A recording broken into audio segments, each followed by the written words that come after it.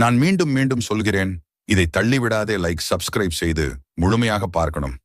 இந்த வீடியோவை முருகனை கண்களில் நிறுத்தி ஒரு நொடி நின்று பாரு. அவர் முன் நிற்கும் போது வாழ்க்கை பயமெல்லாம் ஓடிப்போகுது.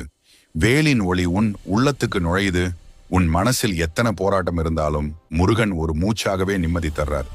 உன்னை யாரும் காப்பாத்தலனாலும் வேல் காப்பாத்தும்.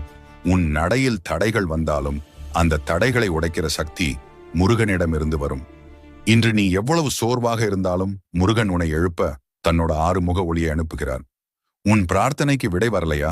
கவலைப்படாதே, முருகன் தாமதிக்கிறார். ஆனால் தவறுவதில்லை.